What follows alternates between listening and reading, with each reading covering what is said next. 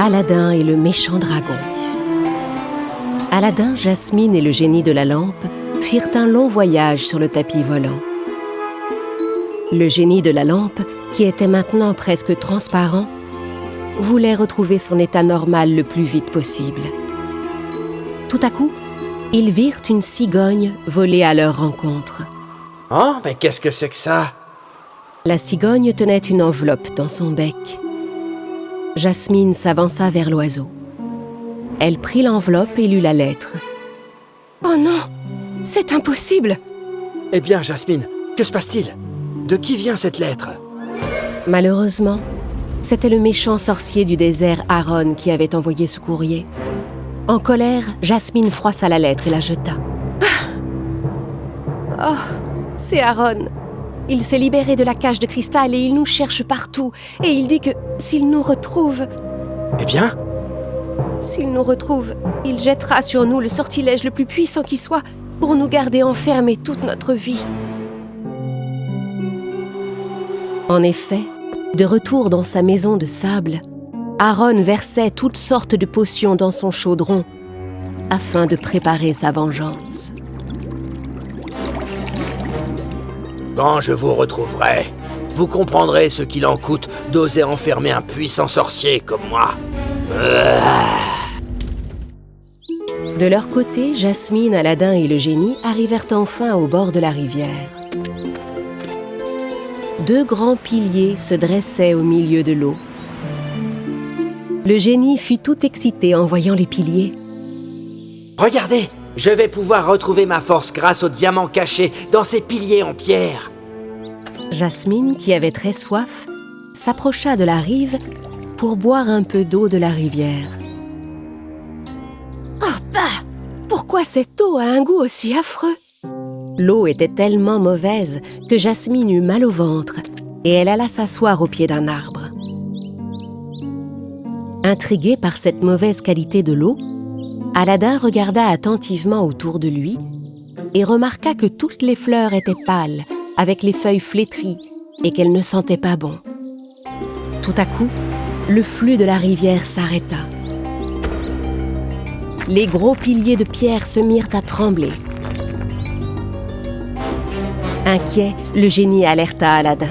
« Il faut absolument récupérer les diamants avant que les piliers ne s'écroulent et qu'ils disparaissent. » Le niveau de la rivière se mit peu à peu à baisser. Aladin sauta sur son tapis volant et s'approcha des piliers. Il les frappa de toutes ses forces avec une pierre. Mais les piliers ne se fissuraient même pas. « C'est trop dur! Je n'arrive pas à faire la moindre petite entaille !» Soudain, le ciel s'assombrit et fut traversé par des éclairs. Un dragon aquatique couvert d'épines émergea des eaux qui baissaient.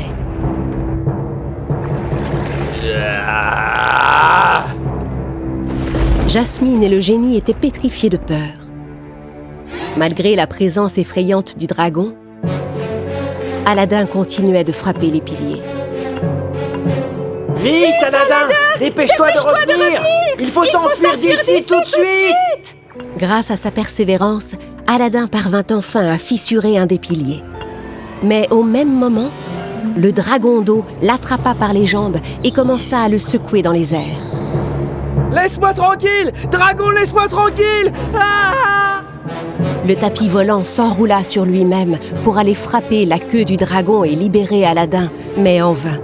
« Fais quelque chose, je t'en supplie, génie, tu es le seul à pouvoir l'aider. » Rassemblant ses dernières forces, le génie se concentra et s'éleva doucement dans les airs.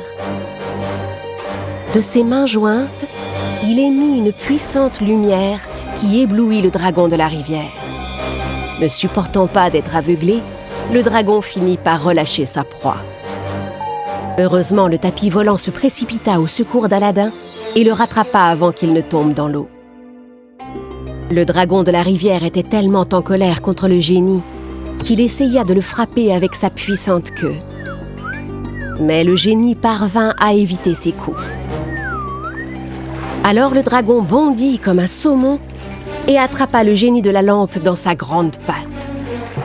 Pendant ce temps, Debout sur son tapis volant, Aladin réussit enfin à briser un des piliers. À l'intérieur, il trouva des diamants rouges. Il se dépêcha de récolter tous les joyaux. De son côté, le génie avait beau se débattre, il n'arrivait pas à lutter contre la puissance du dragon. Jasmine remarqua une pierre rouge au bout de la queue du dragon. « Si j'arrive à lui retirer ce diamant, je pourrais peut-être arrêter le dragon. » Mais elle n'arrivait pas à atteindre la queue du dragon. Aladin lança les diamants qu'il avait trouvés au génie. Le génie avala les diamants et retrouva instantanément toute sa puissance. Il lança un sort au dragon géant en prononçant une formule mystérieuse. Frappé par le sortilège, le dragon rétrécit et replongea dans l'eau de la rivière comme un bébé crocodile. Génie, tu as réussi! Le dragon géant est devenu minuscule! Le diamant rouge qui était sur la queue du dragon restait à la surface de l'eau. Jasmine ramassa le joyau. Le ciel s'illumina à nouveau. Les 2 piliers de pierre s'écroulèrent et sombrèrent dans les flots. Le dragon ne reprit jamais sa taille effrayante. Quant à lui, le génie était soulagé d'avoir retrouvé son état normal grâce au diamant. Il allait enfin pouvoir retourner dans sa lampe. Vous m'avez sauvé, mes amis!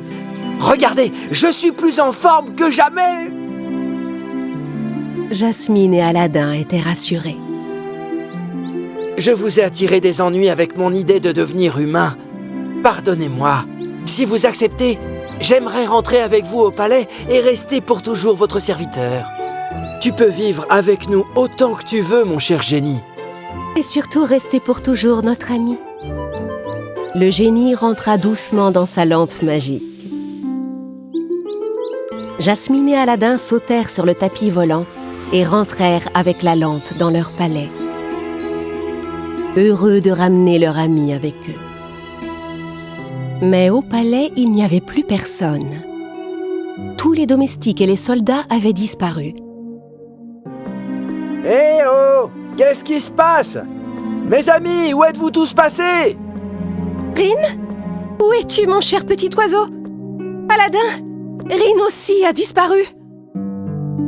Jasmine était très inquiète de ne pas trouver son cher ami Rin au palais. Ils demandèrent au génie de les aider à comprendre ce qui s'était passé. Ils ne se doutaient pas encore que toutes ces mystérieuses disparitions étaient l'œuvre du méchant sorcier Aaron. Vous allez découvrir la puissance de ma magie. Et vous regretterez d'avoir osé affronter un sorcier tel que moi. Devant cette nouvelle épreuve, Aladin et Jasmine étaient bien décidés à sauver tous ceux qu'ils aimaient. Car l'amour et l'amitié sont les choses les plus précieuses qui soient.